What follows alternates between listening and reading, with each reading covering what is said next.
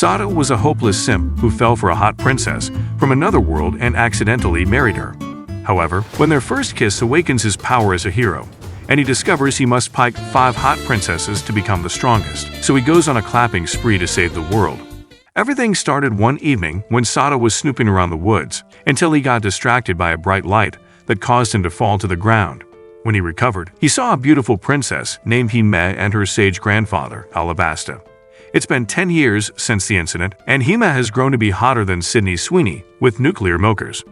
One day, while strolling to school, Sato notices a pair of rings hanging on her neck and flashes back to a time when she promised to get married to him. As he stares at the rings, Hime tells him their chances of getting married are lower than his chances of a hottie calling him daddy. Later, Hime invites him to an evening festival where he plans to confess his feelings to her. But after they have fun together, Hime tells him that she's moving out of town, and his heart is shattered into a million pieces as he realizes he might not see her again. Minutes later, a depressed Sato lies in his bed, but bolts when he sees a bright light in the woods. He quickly runs over there and finds Hime, who tells him she's going back to her world to get married because she's a princess. She then disappears into the light, but Sato refuses to accept this ending and follows her. When he gets there, he's shocked to find that the wedding ceremony has begun, but before he can wreck the wedding, a dark beast from the abyss attacks the castle. As everyone runs for their lives, Alabasta jumps in to contain the situation, but despite being a powerful sage, he ends up getting tossed like garbage. When he figures out that the dark beast can only be defeated by the rings hanging on Hime's chest, he yells at her to give it to Marsa, Hime's assigned husband, but Hime gives it to Sato instead and kisses him. When he lays hands on a sword, it glows, and he uses his enhanced strength to slice the dark beast in half. However, he passes out from the energy drain and wakes up to find Hime sitting beside him the following day. He turns red when he recalls that she kissed him, because it means she loves him, but Hime tells him she only did it because her assigned husband was a stranger. Later that day, Sato appears before the people of the Nokana Kingdom, where he's cheered as a hero who will save them. After surviving the stage fright, he settles to take a dip at the royal hot spring, only for Hime to show up and join him. When she gets in, she apologizes to Sato for dumping the responsibility of the world on his shoulders, but Sato brushes her off because he'll do anything to clap those cheeks. He promises to remain in this world and protect it, especially because the monster from yesterday was after Hime's life. On hearing this, Hime flashes back to the past and realizes that Sato has always been her hero. She agrees to remain by his side, but warns that her legs are staying locked until she sees what he's packing. Sato grows relieved after hearing this and likes that she picked him even though it was on impulse. He also admits that he's liked her for a while, though Hime tries to paint his feelings as platonic. However, before Hime can see what he's packing, the emergency bell goes off, and a group of dark beasts attacks the kingdom. Immediately, Sato and Hime rush out to get briefed on the situation, so after he learns about the monsters outside, he grabs a weapon to fight. But before charging out, Hime kisses him first to boost his strength for combat, and with that, Sato leads the attack. Outside, a dark beast tries to attack a maid, so Sato shows up and splits it in half, surprised that he hasn't passed out yet. Alabasta tells him it's because of the kiss he shared with Hime, and reveals that his bond with Hime translates into power. With this in mind, Sato realizes he'll need to take Hime to Pound Town. Damn good deal. Before he can reach his full potential, but he snaps out of his thoughts when a dark knight appears above him. Once the dark knight notices that Sato wields the Ring of Lead, he descends to face him, but Sato charges blindly, ignoring Alabasta's warnings to stand back. As a result, he gets slammed into a wall, so he finally listens to Alabasta and makes a run for it. While he flees, the Dark Knight sends dark beasts after him, but Alabasta cuts them off with his magic, only to be shocked when the Dark Knight shows up on their escape route. Before things can get worse, Marsa shows up, lights the Dark Knight up, and leads the way to another exit, where Sato meets Hime. They all head out of the kingdom on a chariot, and on the way, Sato thanks Marsa for all the help. Curious, he asks if the kingdom will be safe, and Alabasta explains that the Dark Beast will leave since they're after the Ring King and the rings. When he mentions that defeating the Dark Knight will be hard, Sato feels it's his responsibility to fight him, but Alabasta makes it clear they're fleeing because he's not strong enough. He tells Sato that he only has a fraction of his powers, and reveals that he'll need to obtain the remaining 4 rings from the other princesses. On hearing this, Sato freaks out because it means he'll have to marry 4 other hot chicks. Yes! Yes! Yes! Yes! While Hime grows jealous because she doesn't like sharing. Later that evening, they arrive at an inn, and since there are only 2 rooms available, Sato is forced to share one with Hime. Before leaving, Alabasta narrates the tale of the first Ring King, who existed hundreds of years ago, when the world was on the verge of being consumed by darkness. At that time, many nations were covered by the shadow of death and lost, so the Ring King sought to dispel the darkness by forging 5 rings imbued with magic. The 5 rings were the Ring of Lead and the other 4 elements, and he used them to fight a grueling battle where he defeated the Abyss King and sealed him away. As time went on, the Ring King married 5 princesses, and each ring was passed down through the generations within 5 different nations. Currently, the Abyss King has revived, and Alabasta fears that it's already regaining its power, because it's game over if it does. He states that the duty of the Ring King is to obtain all the rings from the 5 princesses and use their power to seal the Abyss. After the lecture, Hime joins Sato in bed and is shocked when she notices all the bruises on his back. Her mood shifts as she blames his condition on her reckless decision, so she runs out to get some air. Sato follows after her, but even after looking around the inn, he doesn't find her. Instead, he runs into Marse, who immediately thinks they're having bedroom issues, but Sato gets defensive and denies it. Marse then expresses gratitude to Sato for showing up the way he did, because he never wanted to be the Ring King. He commends Sato for leaving his world behind because of Hime figures that she must be precious to him, so he points him in the direction Hime went and sends him off. When Sato finally finds Hime, he tells her he loves her so much and that he joined her in this world because he wants to be here. He also tells her not to feel responsible for what happens to him, and Hime smiles, seeing that he has a clear resolve. As for her resolve wavers because she was ready to handle getting married to a stranger to protect this world, and now she's confused since Sato has shown up. She admits that she's in love with him, but doesn't like that they'll meet other princesses and eat their cakes. Hearing this, Sato apologizes for being insensitive, but Hime tells him it's cool and reveals that she's ready to fulfill her duty to him as his wife. Yet when they reach the bedroom, the couple freezes because they're too shy to go first. After a while, Sato finally grows a pair and pins Hime on the bed, but he grows nervous because she's too much for him to handle. So he tells her to postpone their child-making session until he's added an extra inch, and she agrees. My disappointment is immeasurable. Eventually, she kisses him goodnight, but the next morning, she looks tired because she couldn't sleep on the same bed with Sato. Alabasta advises them to harden their bond, but Hime figures the only thing that will get long and hard is their day ahead. Before leaving the inn, Marse gives the couple a royal cloak so they don't draw too much attention because of their otherworldly outfits. Alabasta reveals that their next destination is the elven hidden village called Ronka, and because their chicks are so hot, the freaky sage looks forward to getting there fast. Jealous, Hime reminds Sato that she's his wife, warning that no hanky-panky with a petted elf baddie is worth getting a divorce. On reaching Ronka, they find the village surrounded by a tempest wall, which blocks entry of outsiders. Alabasta finds it weird that the village turned out this way because the last time he came here, there was no tempest wall. Suddenly, a bear shows up, and Sato thinks it'd be a great idea to become friends with it. But after the bear opens its mouth, he joins the others to run. They soon get trapped with nowhere else to go, but thanks to some elves, they manage to avoid getting eaten. Alabasta thanks them for the help, and after that, Sato introduces himself as the Ring King and asks to see their princess. Both elves' moods shift after hearing Sato's request, but they agree to lead him to their sacred palace. Getting there, Sato finds Nefertis, the princess, hiding behind her throne, and quickly figures out that she's scared of him. Once she summons the courage to talk, she asks Sato if he's married to Hime, and when he admits it, she freaks out and runs away, thinking he has clapped Hime already. As Sato processes what just happened, Nefertis' brother Jade shows up and apologizes for having a shut-in sister. He introduces himself as the eldest son of the previous Wind King of Ronka, and has his guards surround Sato when he realizes that he's the Ring King. As the others wonder what's going on, Jade promises to host them properly but insists on taking Sato into custody for a while. However, he restrains Sato in a cellar and crashes out at the thought of his innocent sister being in bed with him. He calls Nefertis an angel, emphasizing that she hasn't left the castle or the borders of their nation for certain reasons, and because she's 54, he finds it way too early for her to get married. Hey yo, what the? He also promises to watch her grow into a mature woman and condemns Sato to wait 8 decades before he can have her. As he leaves, Sato freaks out because remaining there means he'll die without having his B card swiped.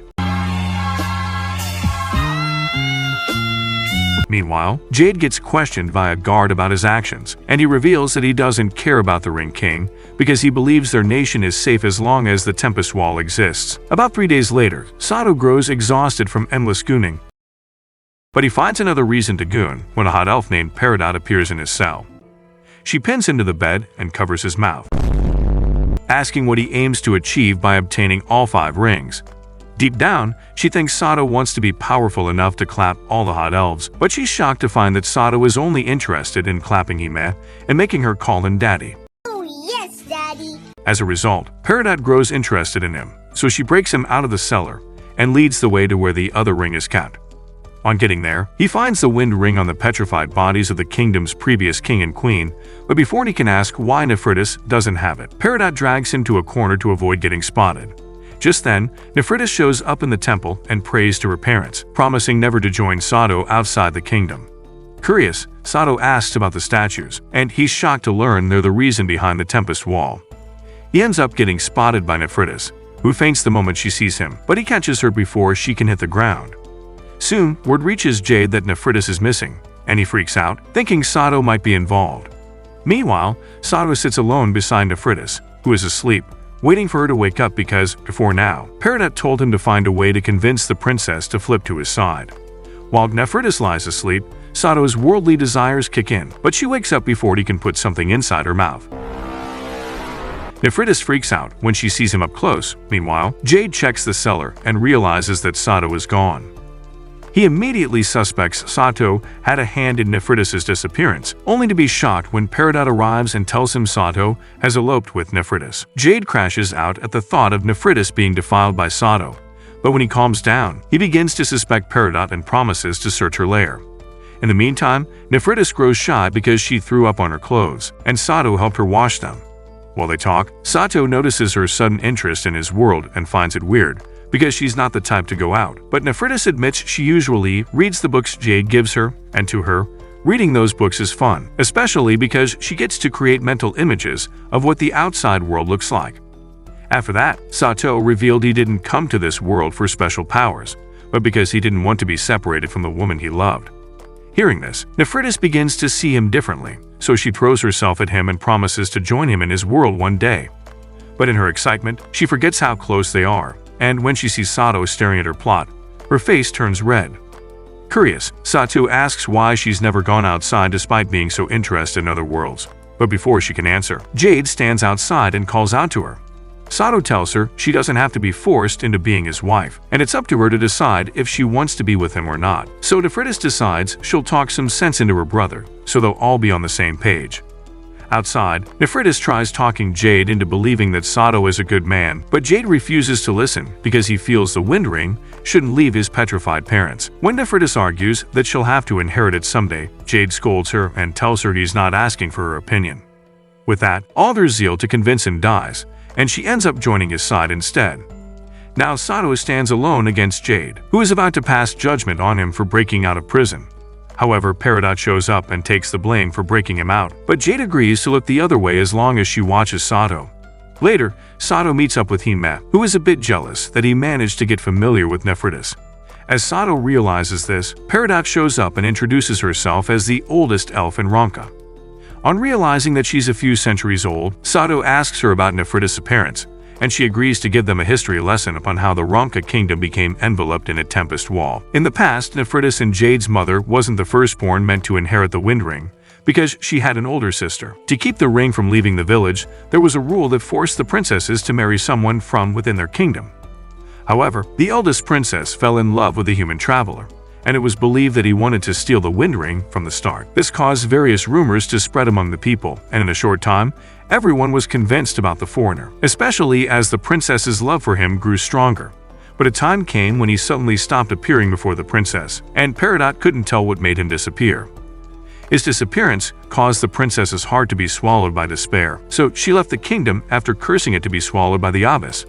The curse weighed heavily on the elven race because of their long lifespans, so as the years went by, the people became more consumed by fear.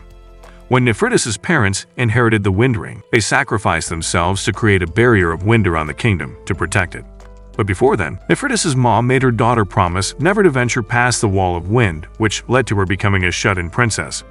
Presently, Nephritis remembers the promise she made to her mother, and she weeps because she's gone.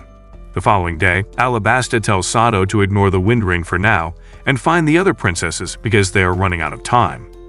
Though Sado knows this, he feels bad about leaving since Nephritis got scolded because of him. In the meantime, Jade receives a report from a guard and learns that a pack of dark beasts has made it past the Tempest Wall. Shocked, Jade grows frustrated because the barrier that his parents sacrificed their lives to erect is being breached by monsters.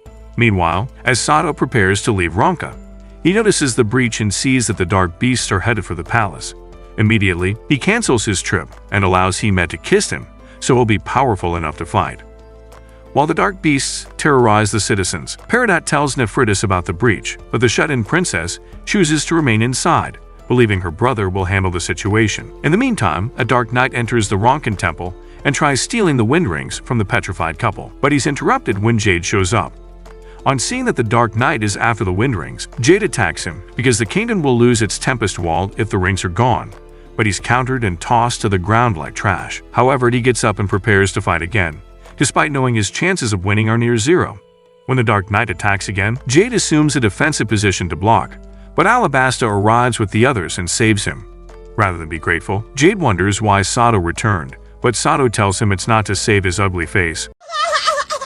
He says he's there because the kingdom is Nephritis' home and he'd like to protect it. He then activates the power of the ring and joins Marsa to fight. But despite having so much power, the Dark Knight easily bodies him. Deep down, Hime knows the power boost she gave him earlier wasn't enough, so she runs off to Nephritis' room and tries asking for her help. Meanwhile, Alabasta advises Sado to retreat because the Dark Knight is too strong, but Sado refuses because the wind ring is at risk. Suddenly, Peridot shows up and tells him that Hime is trying to convince Nephritis to help him. Shocked, he wonders why Hime is doing that, and Peridot tells him it's because Hime cares about him a lot. She then joins him in battle and uses her wind magic to buy Hime some time.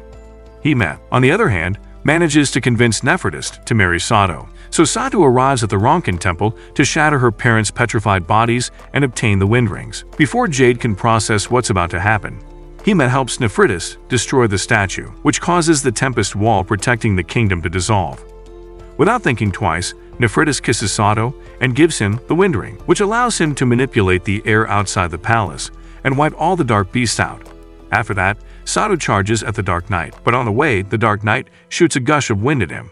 However, Sado finds it weird that he can now manipulate the enemy's wind attack, so he dissolves it and defeats the Dark Knight. But he passes out from using too much magic, and wakes up the next day to find Hime in bed with him. Soon, a royal named Smaragdi enters his chambers and thanks him for saving the kingdom from the dark beasts.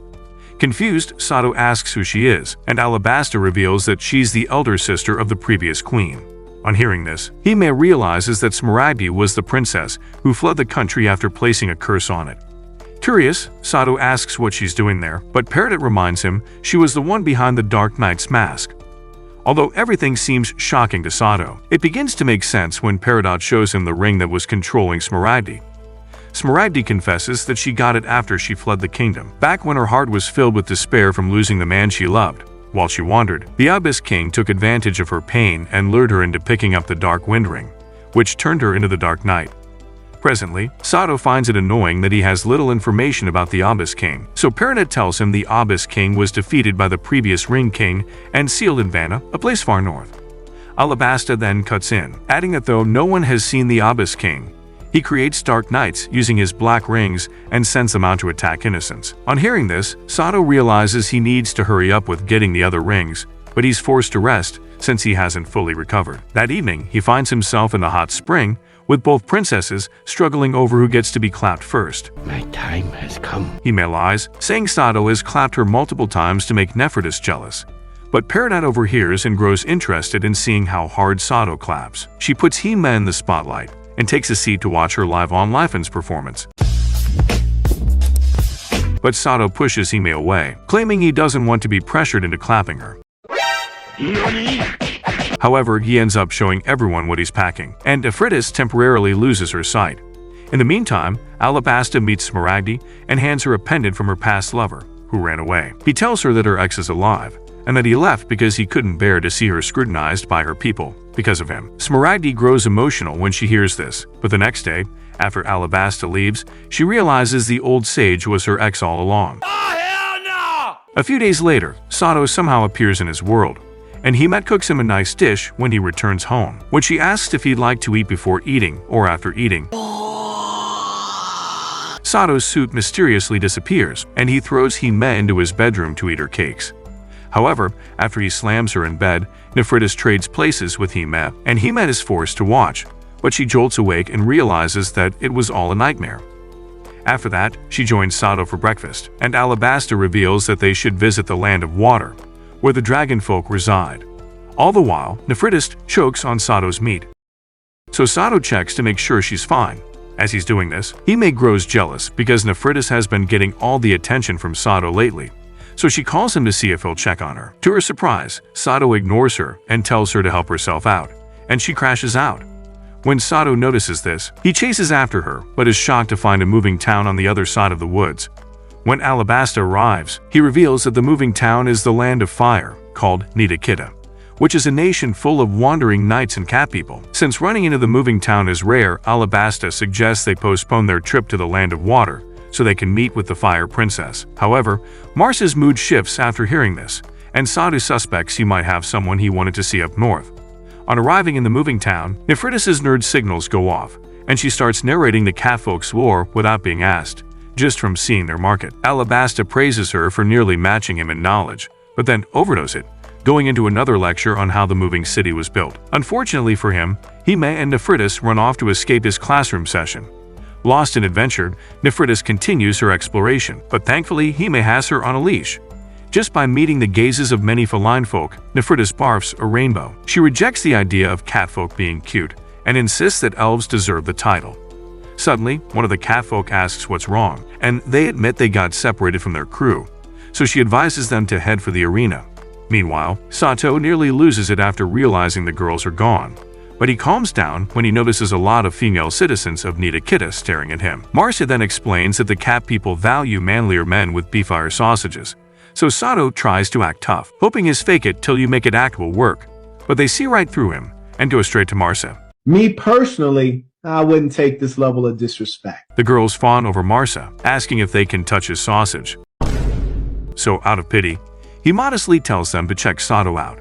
However, they call Sato a scrawny two-pump-chump fella with a short pencil, shattering what's left of Bro's confidence. Marsa then asks where they can meet the princess, and the catfolk lead them toward the arena, thinking they've come to court her like many others. Meanwhile, outside the arena, Hime hands Nefritis a snack and dotes on her. Nefritis says she feels like she's with her parents because of how Hime and Sato care for her. But Hime cancels that thought since Nefritis is way older than they are. Nefritis then confirms Hime's jealousy whenever Sato dotes on her and marvels at Hime's feelings for him. She admits her own case is different because she admires Sato, but even if she falls in love with him, she's not sure it would be reciprocated. Suddenly, a contender gets knocked out of the arena, and coincidentally, Sato and the others arrive. Hime rushes to warn him that the place is bad news, but the cat girls announce that if they want to court the princess, they need to enter the arena. They step inside and watch as Granart mollywops another contender. She notices Sato's rings and realizes he's the ring king, asking if he's strong. Stunned by her presence alone, Sato's brain struggles to process her words, but he barely manages to evade her sword stroke before she knocks him out with the hilt of her practiced sword. Before leaving, Granart scoffs at his weakness, saying she expected better, and tells him he can challenge her again if he wants, though he should remember she has plenty of suitors. Later, Sato spars with Marsa to learn the basics of swordplay, so he can challenge Granart again. During lunch, a catfolk explains that the husband of the Fire Princess must be strong, and since the princess is stronger than everyone in her tribe, she started seeking contenders from all races across the world. After hearing Granart's history, Sato wonders if he can really beat her, and Alabasta tells him he can with a sword, but it's possible if he uses the rings. Sato feels that using magic wouldn't be fair, but he's told it counts because magic is an extension of oneself. Later, he watches Granart easily beat another challenger, and thinks about it in the training room. Hime shows up, offers her lap as a pillow, and helps him relax by stroking his Johnny. Nefritis sees them and overhears their conversation. After Sato calms down, Hime tells him it's okay to be weak, and that he just needs the ring's power, so there's no need to force himself to grow stronger. Though Sato agrees, he feels like doing that will make him look uncool. But Hime says being a bit uncool is fine, and she likes it that way. Alabasta then shows up, saying it's time for magic training, so Sato leaves for practice. After a lot of failed attempts, he heads to a public sauna with Marsa.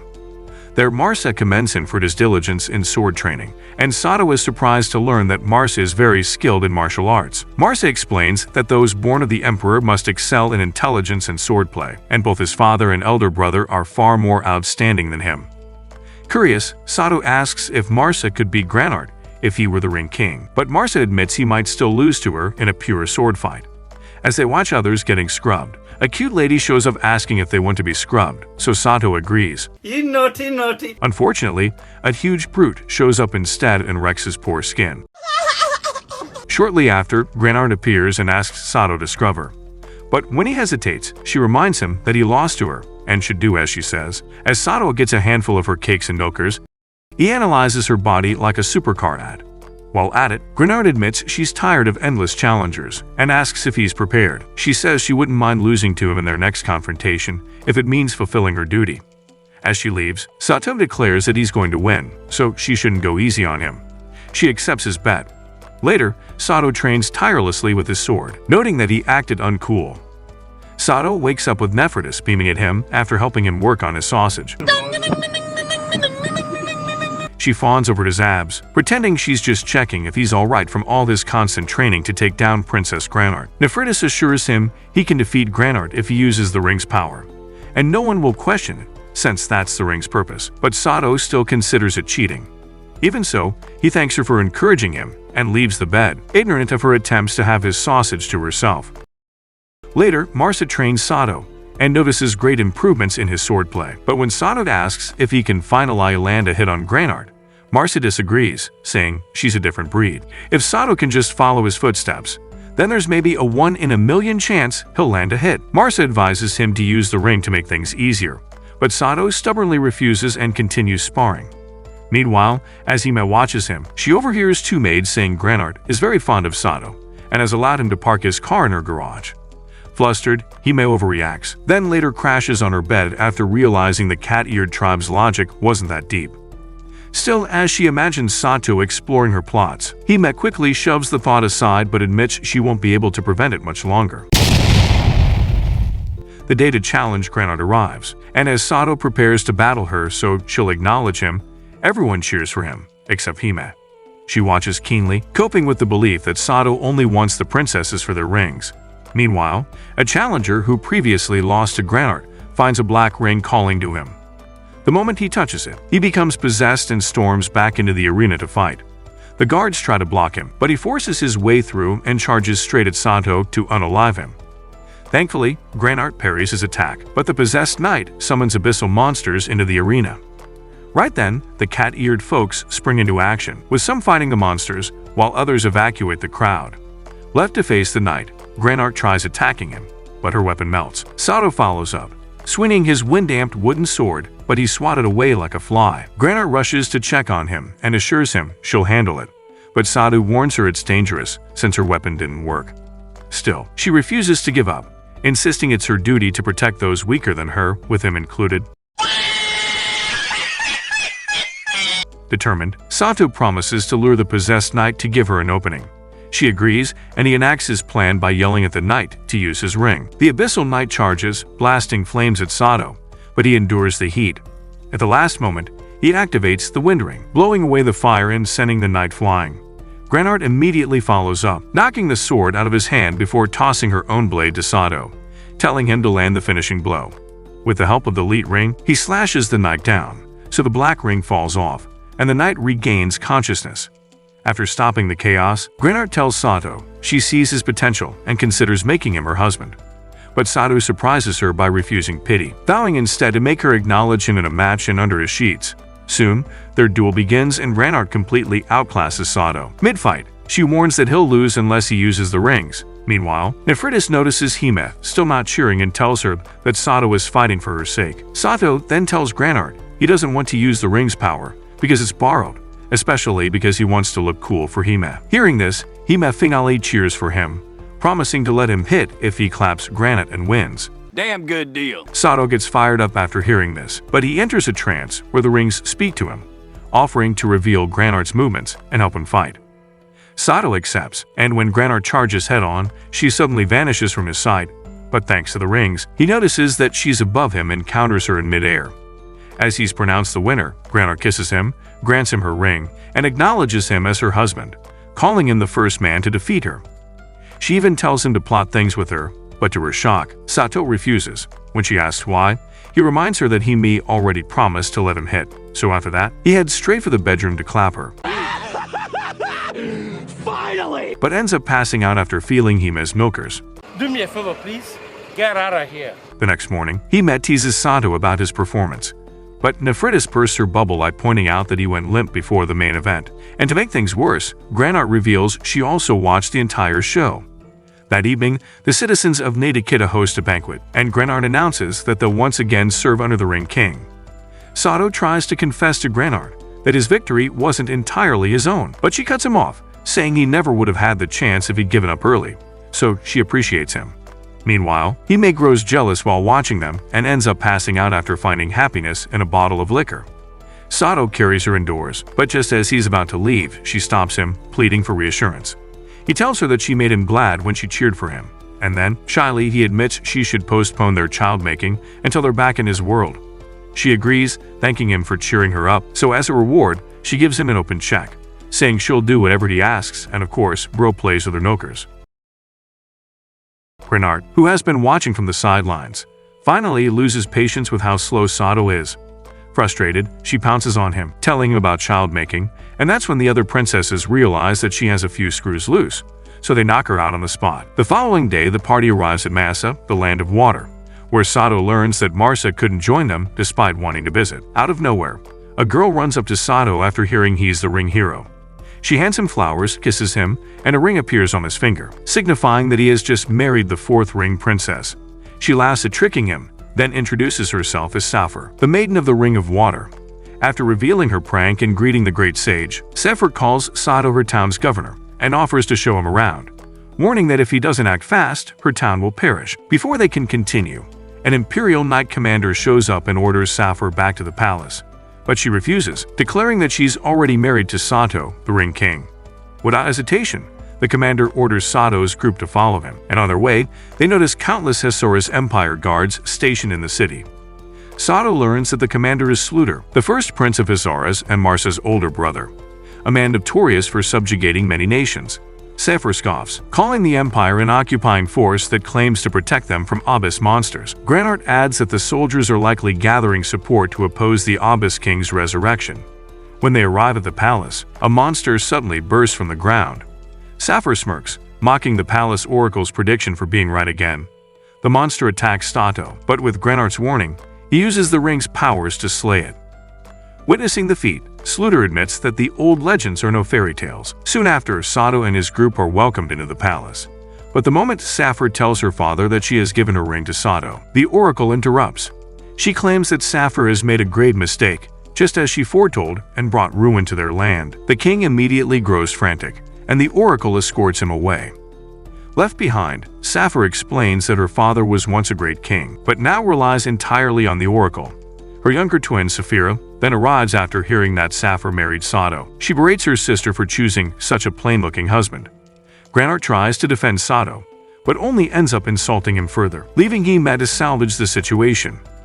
Saphir insists that she only married Sato, so Saphira wouldn't have to. At that moment, Marsa speaks up, reminding Saphira of the promise he once made. She cuts him off, saying she doesn't want to hear his voice. Hurt, Marsa storms away. Saphir explains to the others that Marsa and Saphira once swore their love for each other. Shocked, they didn't know, she begins recounting Massa's history with the Hessoris Empire.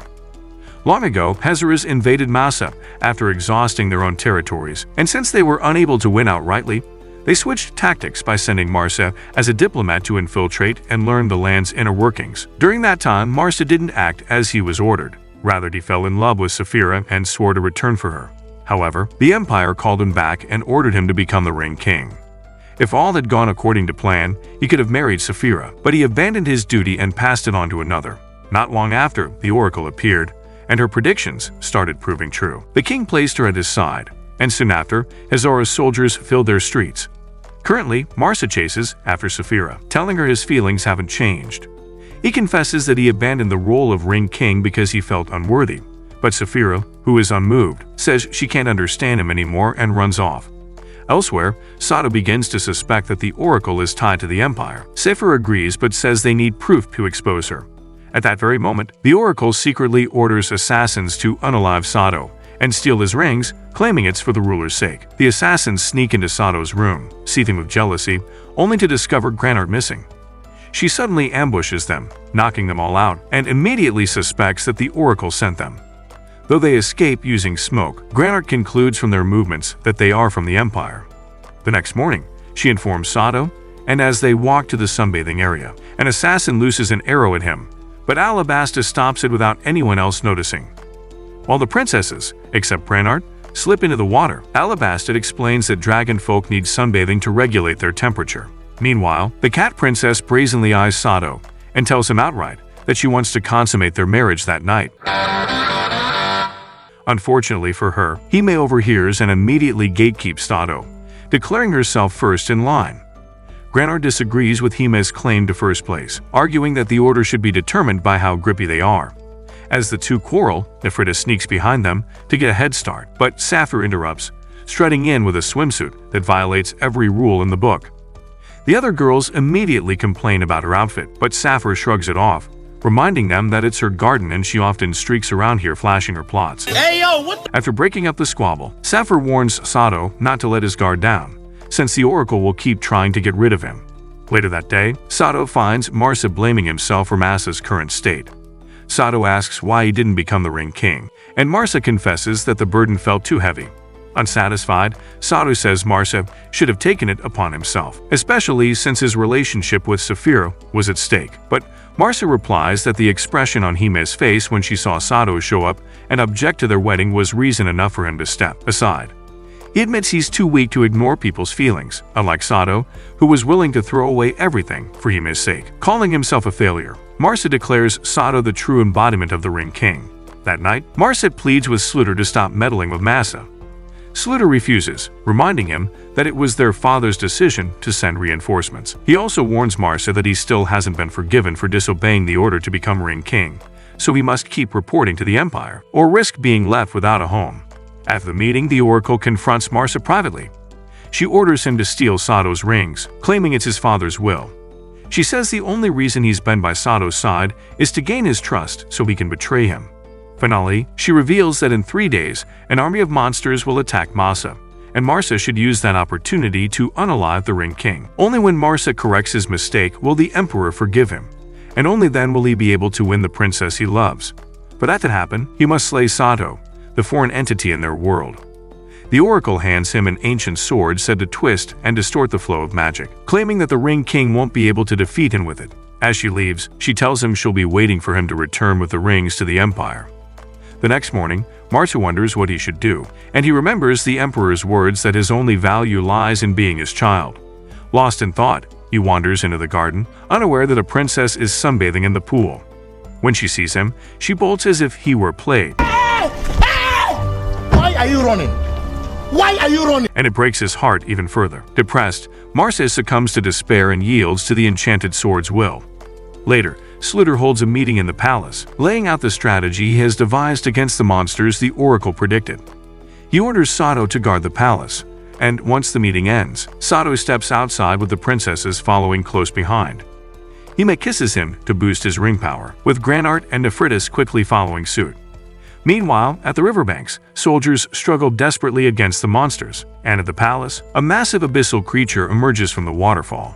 As Sato prepares to engage it, Marsa suddenly strikes at him with the enchanted blade. Thanks to Alabasta's warning, Sato narrowly avoids decapitation. In the same instant, another monster appears, forcing Alabasta to handle it alone while Sato clashes with Marsa. Despite Sato's efforts, Marsa quickly overwhelms him. Realizing that Marsa isn't in his right state of mind, Sato pleads with Alabasta for guidance, but the old geezer simply quotes Korra, telling him to deal with it.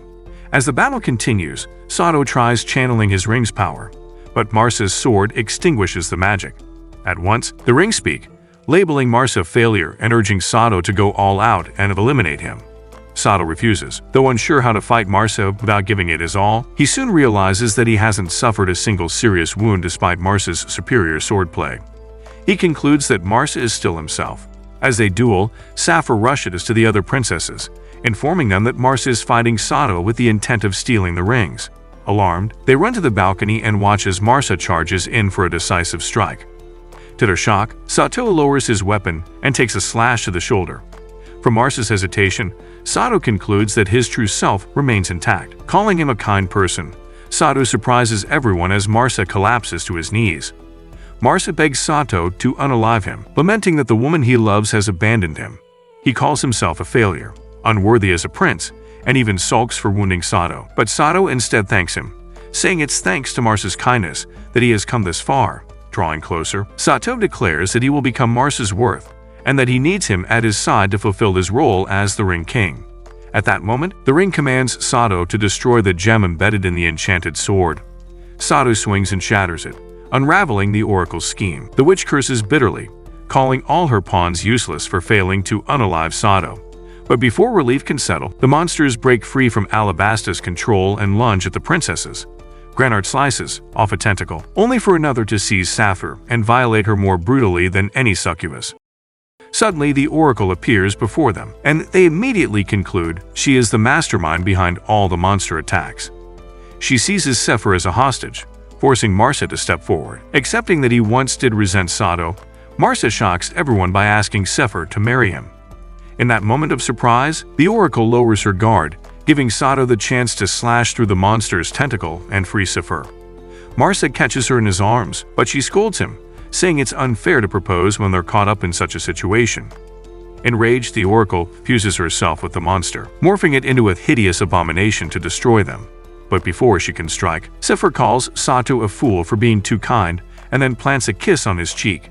With that, the fourth ring activates, and Sappho transforms into a colossal water dragon, devouring the monster as casually as if it were calf. What? Horrified, and realizing she stood no chance, the oracle flees. Sato, meanwhile, nearly soils his briefs as he begs Sappho to return to her human form. She obliges, but in the process, loses her clothes, revealing all her plot. Magic.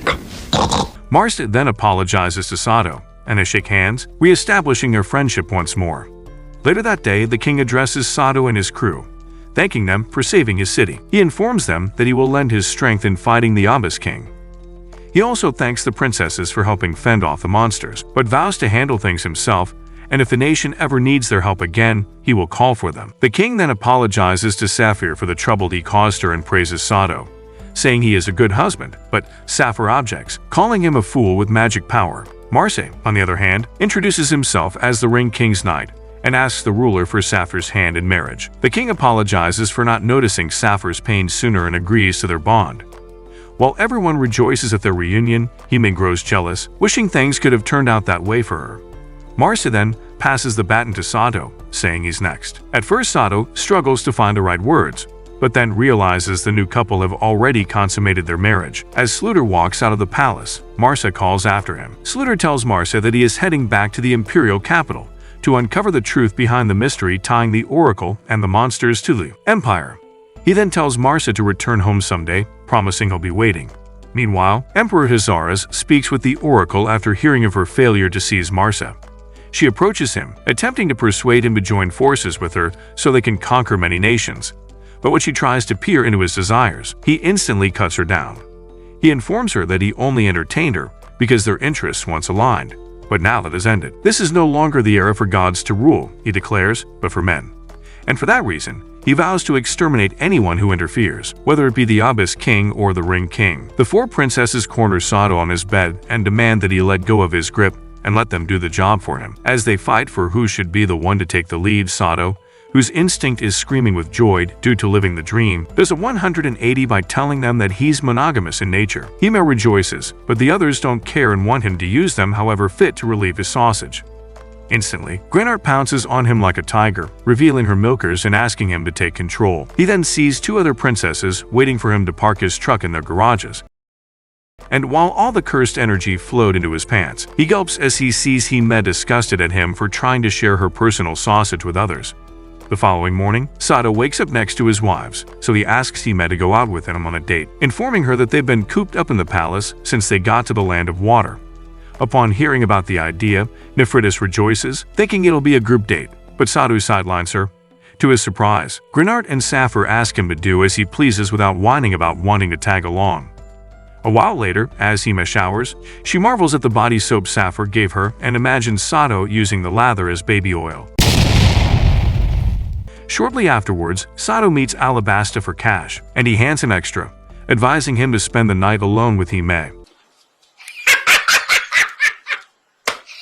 The couple head out, and as they enjoy sightseeing around the town, Grenard and Nefridis stalk them. They also wrap Saphir in their scheme, preventing her from slacking off. Unfortunately for Sato, the townsfolk interrupt his date as they give him gifts and request his autograph. Still, Hime likes it that he isn't acting like the Ring King and is simply acting his age, so she smiles and dotes on him passionately. Nefridis watches them, and she admits she's jealous and sad, but Pranok scolds her, reminding her that Sato came from a monogamous world. The cat lady calls monogamy a belief and notes that though the laws in their world are different, they can just change beliefs. They watch as Sato takes Hime to an amusement park, only to realize a little too late that it's a lover's park. Saphir, on the other hand, tells the others that the park has a lore whereby couples who kiss there are united forever. Grenard immediately gets mad as she doesn't want to be neglected, but Nefridis calms her down, and they watch to see if Sato will kiss Hime. Oblivious to the fact that they are being stared at, Sato sees Hime waiting for him to initiate the kiss, and as he gets close to her, he pulls back, embarrassed and not wanting to do it in public. Come on, man. So she teases him, and he internally admits that he's deeply in love with her. Seeing that no progress was made, the girls leave the couple, and Nefridis giggles, due to it being the first time that she hung out with friends. Saphir then reminds her about the age gap between them, making Nefridis feel like an old crone. Hime notices the girls heading back but says nothing about it, and as she continues her date with Sato, they eventually sit in the field and discuss how their worlds aren't so different. She laughs at the fact that she never thought her crush would turn out to be the hero. Shortly as they head back to the palace, Hime asks him why he asked her on a date since they never went on one in their world, and he says it's because their feelings are finally mutual. Still, it feels like they haven't done anything typical of couples, so it might not count as one. Sato then recalls wanting to hang out with her, and she seems happy about it, but she tells him not to do it again because it means neglecting the other wives. Upon hearing Hime admitting that she's happy he gives her special treatments, but saying it's draining, Sato yells at her, reminding her that she's his number one and he isn't talking about order, calling her the one for him. Her heart flutters, but she feels sad saying that things can't be like that, and reminds him that all the other princesses are fulfilling their duties and determined to be with him, so he shouldn't neglect their feelings. Sato clenches his fist and tells her again that she's the only one for him. He pins her to a wall and kisses her, hugging her while at it, and she reciprocates.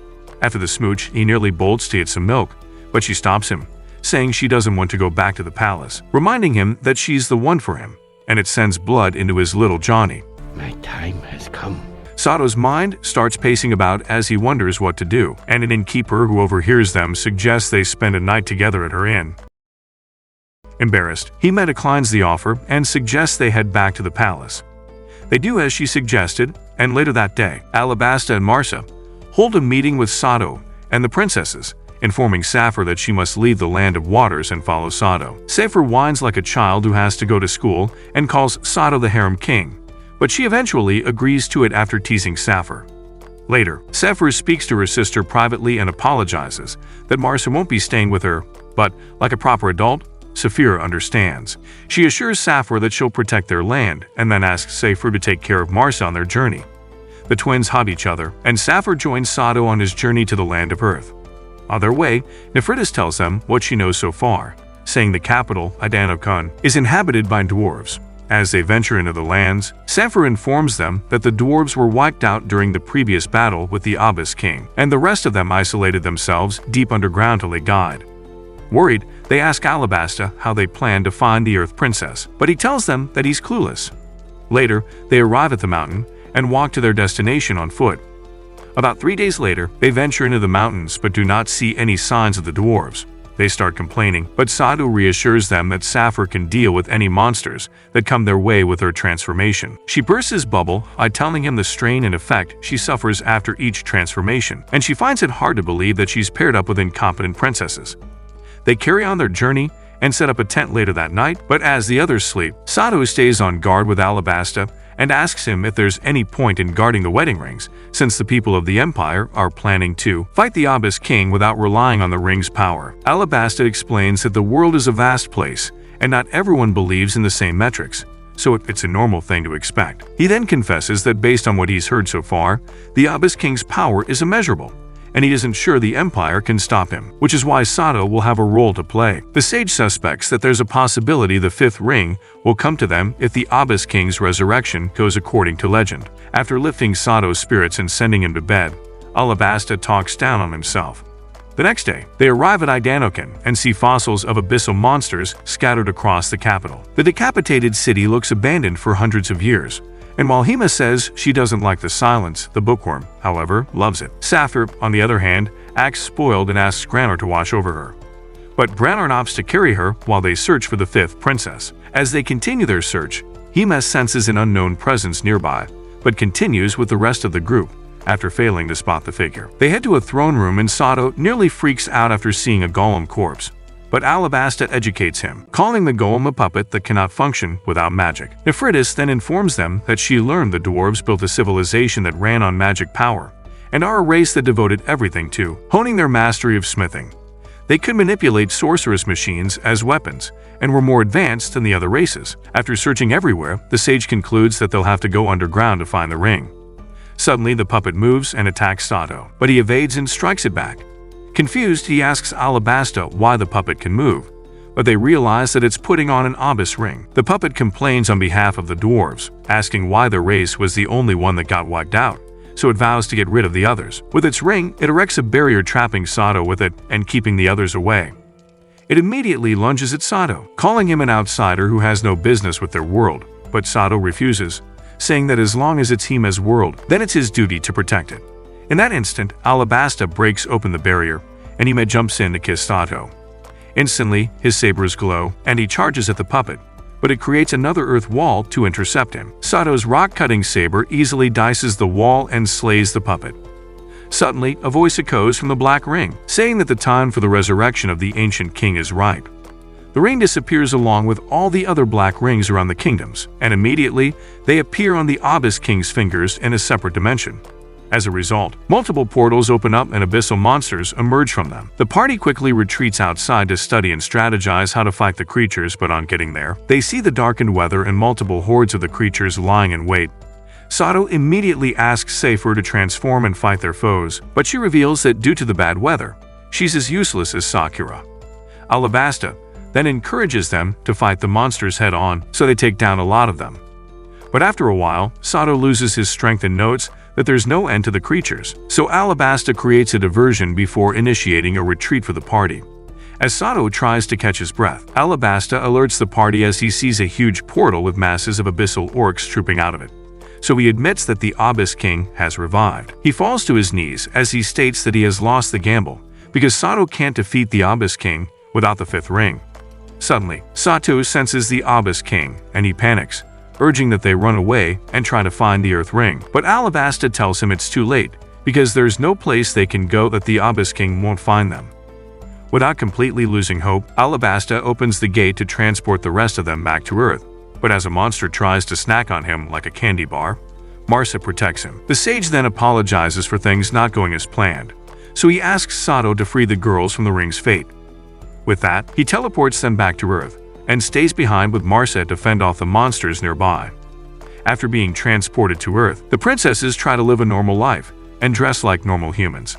Thankfully, the humans think they are cosplaying, so they don't take it as a big deal. One time at a restaurant, they talk about the way forward with Sato, saying they do not have any leads on getting back to their world, and he agrees with them. Some of them cope hard, believing that their nations will be alright, but Saphir, the spoilsport, dawns reality on them. Still, Grenard says she hasn't given up, but has also considered the worst-case scenario. She then scolds Saphir for having an appetite despite their situation. Upon seeing the rate at which the water princess consumes sweets, Sato mourns his wallet, but Hime promises to assist him. Sefer admits her frustration about their situation and promises not to give up searching for a way back. So Sato asks her how, and she says they simply have to look for spots dense with magic. After a day's worth of searching, the girls have a soak in a hot spring. Grenard then declares her new goal is to have many Nekomimi successors, while Nephritis vows to touch grass. They then remind Hime of her goal, which is to advance her relationship with Sato, saying that she promised them. Later that night, the other princesses stay in Hime's apartment while she stays with Sato. Concerned, he asks her how she'll manage, but she reveals that Alabasta had left her a letter and some money in case things turned out badly. Coincidentally, the whole adventure happened during summer break, and after returning to Japan, Sato and Hime resumed school. Hime, who had lied that she was traveling abroad, explains to her classmates that she ran into some trouble, so she's back in Japan. As for Sato, he sighs as he never expected to return back to school.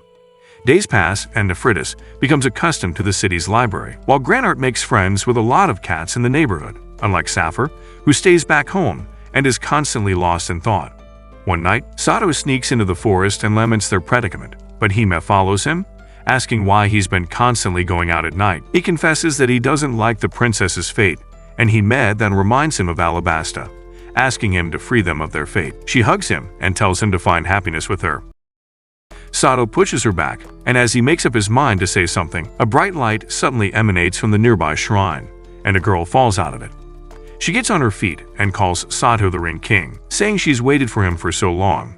But upon seeing Hime clinging to him, the girl turns around to give them some privacy.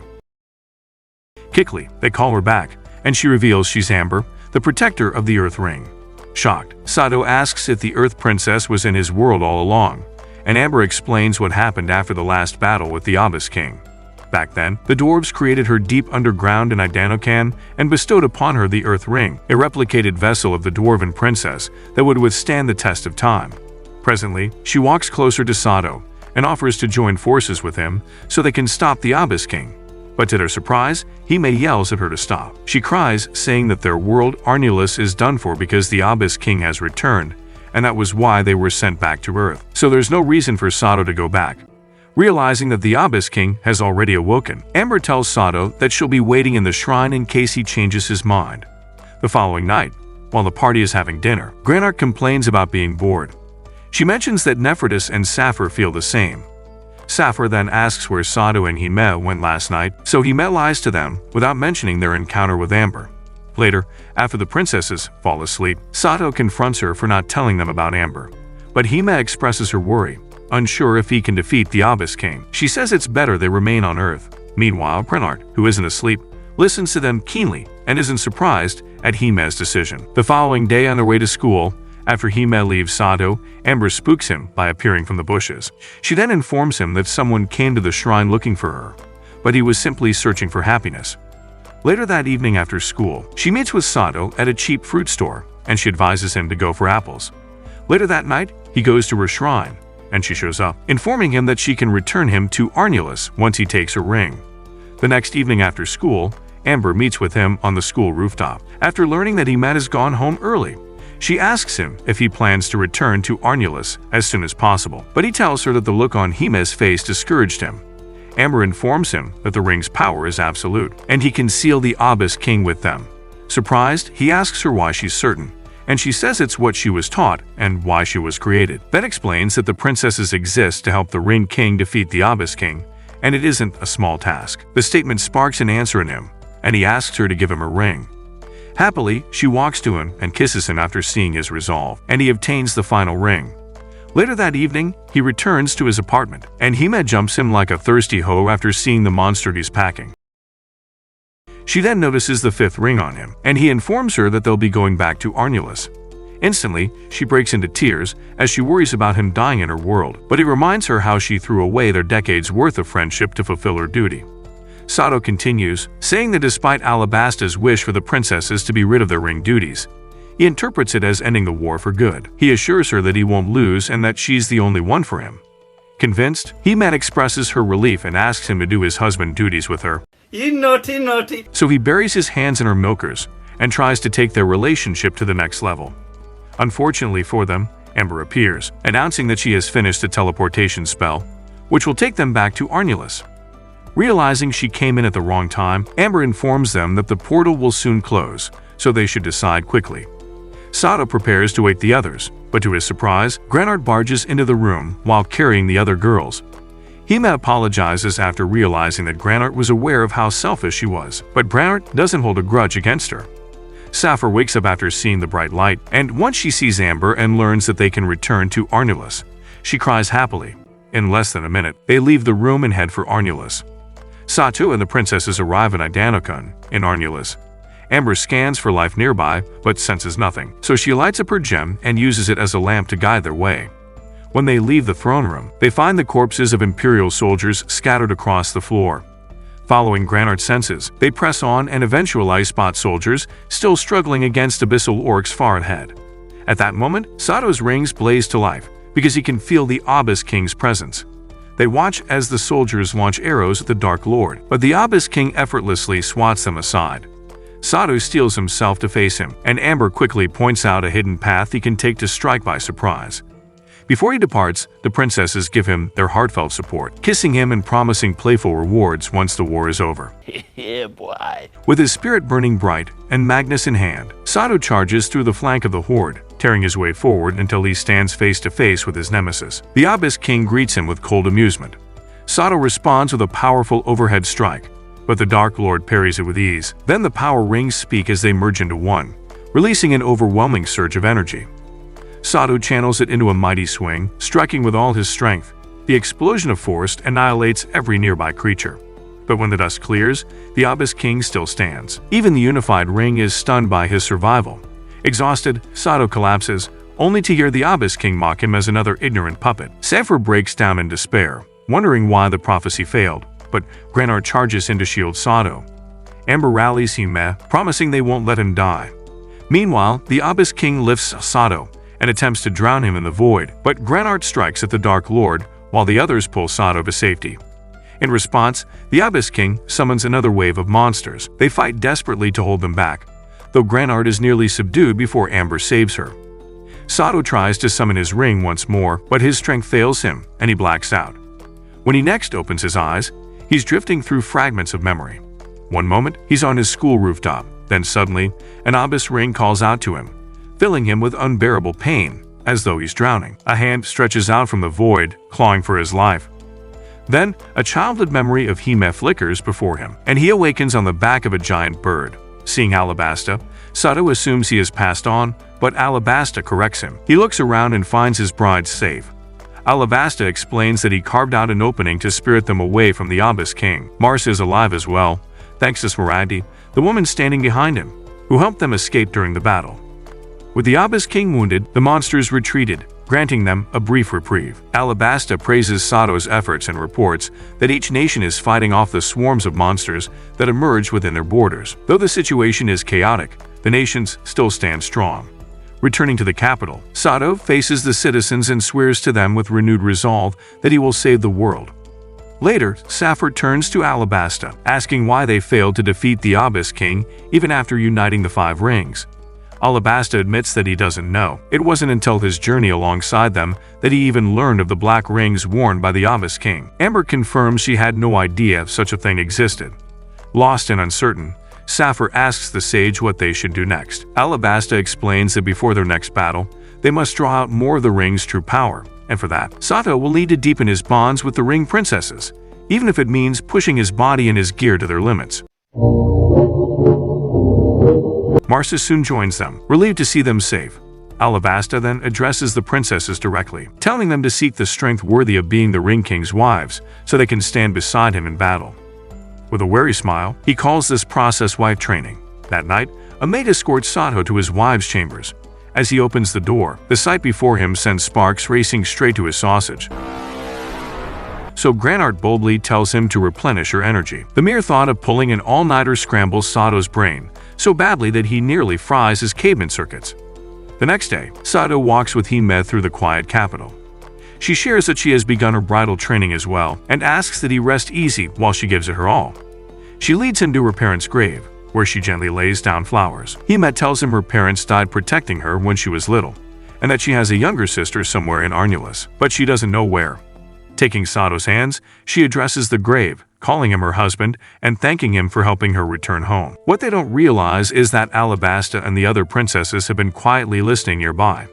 At last, Alabasta breaks the silence, telling Hime that her magic teacher will soon be arriving. And just then, speak of the devil, a much younger mage appears, introducing herself as Morian Ravri, Hime's younger sister. That brings us to the end of today's video.